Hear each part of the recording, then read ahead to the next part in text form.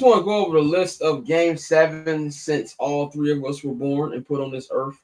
I'm going to give you the final scores just to show you how crazy game sevens are and how just everything we know about the series you got to throw out the window. So 1984, the Boston Celtics defeated the between the Los Angeles Lakers, won 111-102.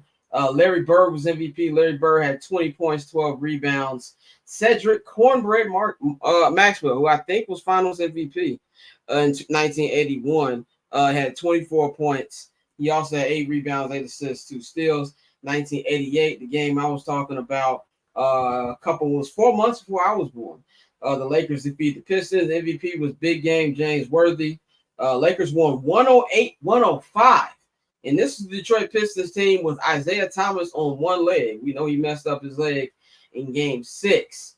And he still put up a good fight. Worthy had a triple-double, 36 points, 16 rebounds, 10 assists. Magic Johnson had 19 points, 14 assists in that. And let's go 6 years later, 1994, a.k.a. the O.J. Chase series. A 6-year-old Scott Lewis was wondering, Mom, why is that man running on a freeway? As we will later find out what happened. That's actually my first big life moment, watching the O.J. Chase, which is crazy. I'm definitely dating myself right now. The Rockets won 90-84. Who can forget about the horrendous performance by John Starks, which a lot of Knicks fans probably just recently forgave him when he became one of the Knicks courtside uncles. But Olajuwon had 25 points, 10 rebounds, 7 assists, and 3 blocks. And this was Houston's second NBA championship. Let's fast forward 11 years later, 2005, San Antonio Spurs defeated the Detroit Pistons. MVP was Tim Duncan. They won 81-74. That's a nice classic mid-2000s score right there. Duncan had 25 and 11. Ginobili had 23 points with 11 of those in the fourth quarter. I remember that. He just instantly took off in that game, and that ended Detroit's dreams of going back-to-back. 5 years later, a game that I was very stressed about because I almost lost money on this. The Los Angeles Lakers defeated the Boston Celtics. Kobe Bean Bryant, you can see in the background right here. You got right here. Kobe won MVP, his second Finals MVP. Lakers won 83-79. This is a game that the Celtics were up 15 points in the third quarter. And I remember at the time, people was telling me, "Oh, Kendrick Perkins got hurt," and I was in my 22-year-old mind who, still understands things about sport. Man, fuck Kendrick Perkins. But them rebounds would have been very key if he was out there because Kobe had 15 of them shits, 23 and 15. Pau Gasol put in 19 and 15. Who can forget about that big game 3 by Ron Artest that sealed it for the Lakers? 2013, the Miami Heat defeated the San Antonio Spurs 95-88. LeBron James, 37 points, 12 rebounds. D-Wade had 23 and 10. And that whole series even went to a game 7 because Kawhi Leonard couldn't hit free throws and left the door open for Julius Shuttlesworth to hit that 3, which made me violently angry because I hated that team more words than I can explain. And then the last NBA Finals, game 7, the one everybody talks about, maybe the most famous game 7 in NBA history, the Cleveland Cavaliers defeated the 73-9 Golden State Warriors 93-89. Bron had 27 and 11, 3 blocks. Of course, his most famous block over Andre Iguodala. When we talk about weird things happening in Game 7, Draymond Green had 32 points. He hit like 5 threes in that game. So also had 15 rebounds and 9 assists. So that's what I say all that to say this.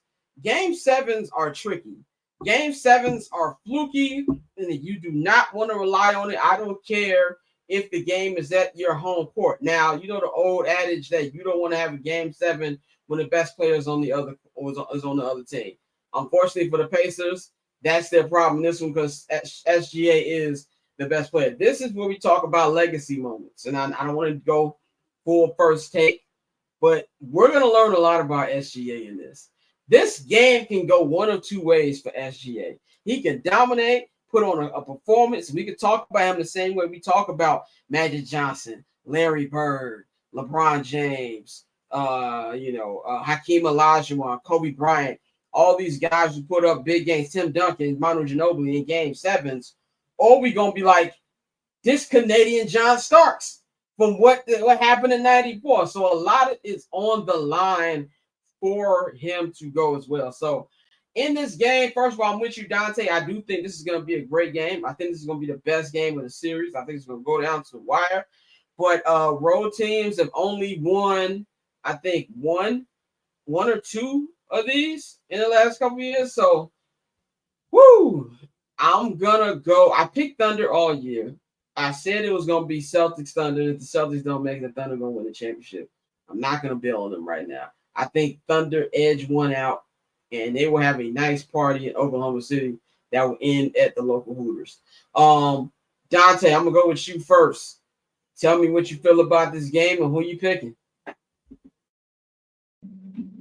I'm gonna stick with my pick, man. I'm gonna go Pacers in 7. The Pacers get it done. I think it's the perfect way to cap off this postseason.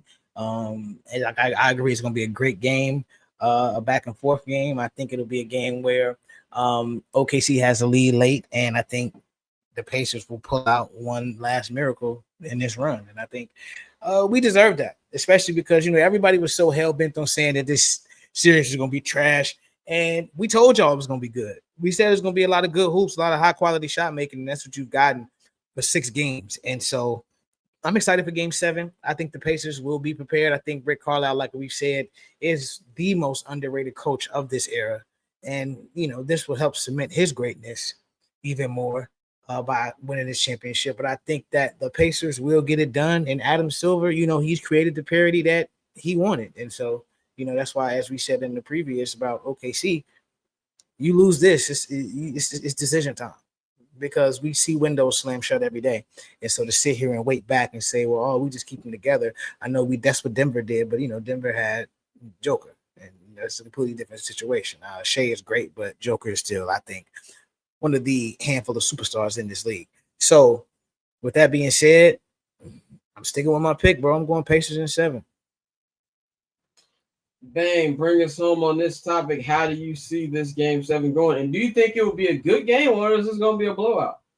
So my original pick the other day was OKC in 7, and it was going to be a close game, an all-timer.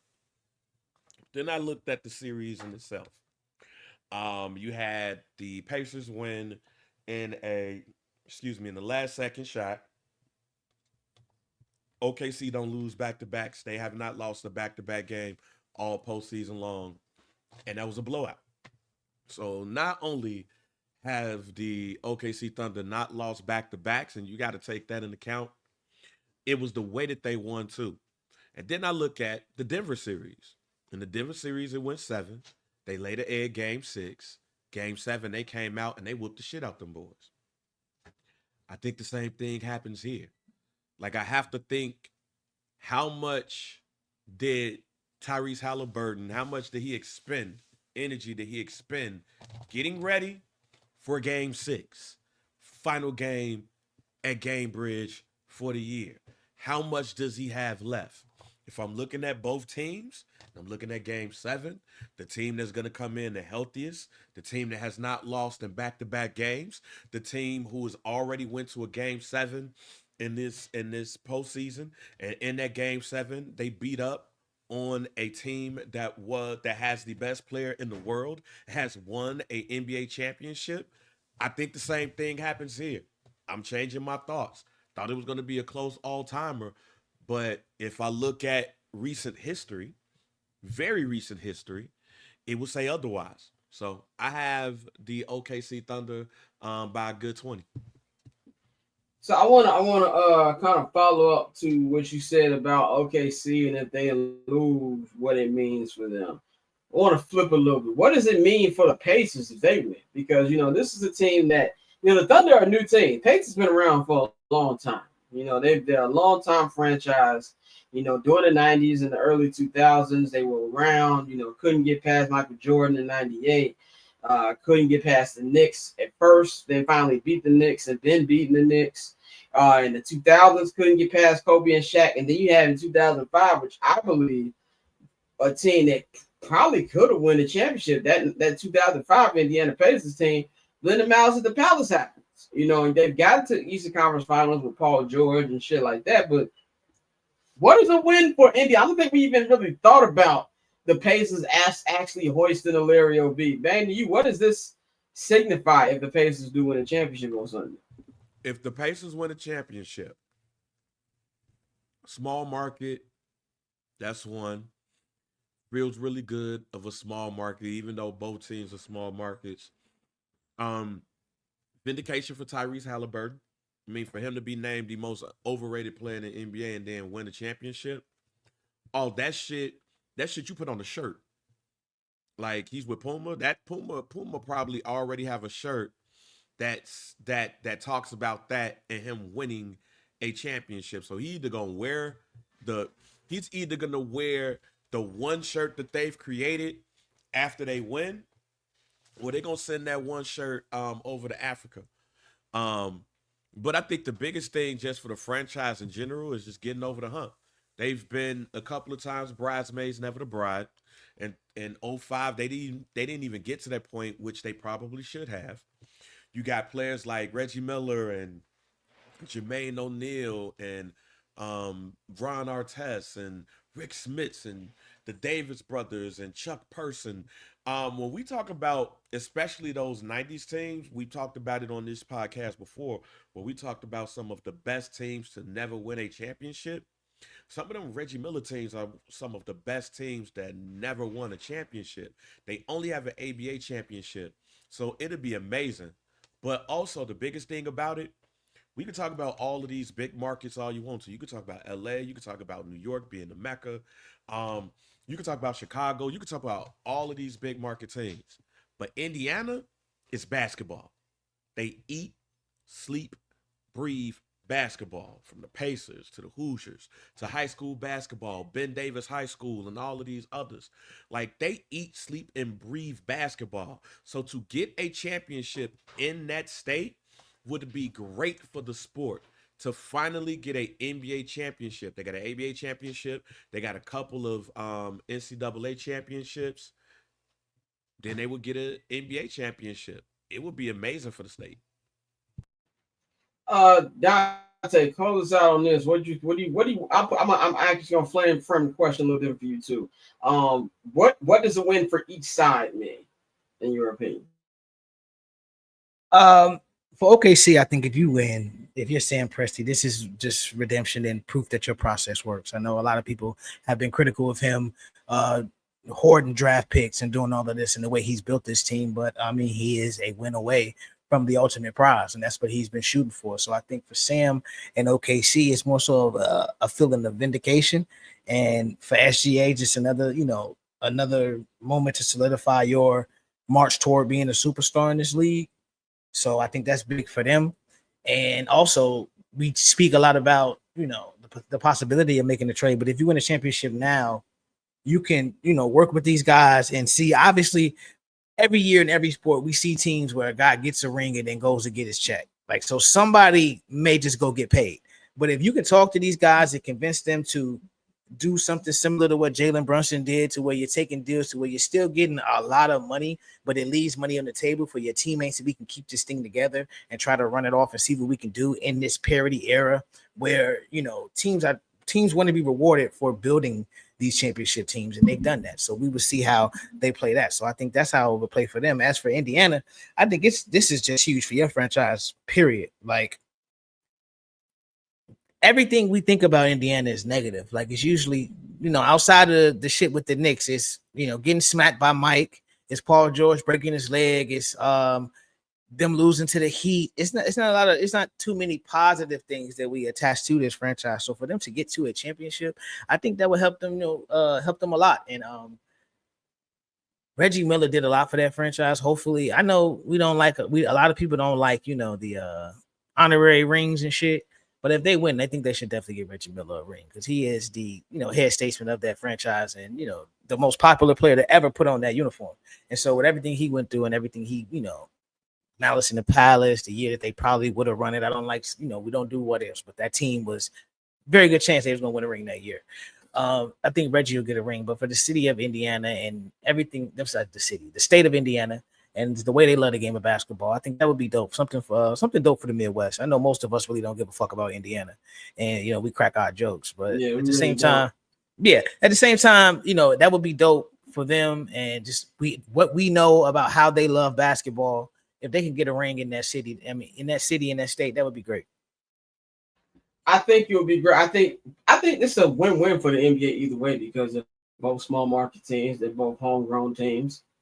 They're not like superstar loaded, so I think it's win-win for both. But I don't care who wins. I just want a great game. But I'll be lying if I'm saying part of me wasn't root for Indiana, just because. And both fan bases have been through a lot. I mean, shit, like losing KD, losing Harden, losing Russ, then losing PG. They got both teams lost PG, but I think it would be awesome to see the Pacers win, and that's what I would be personally root for out of these two, man.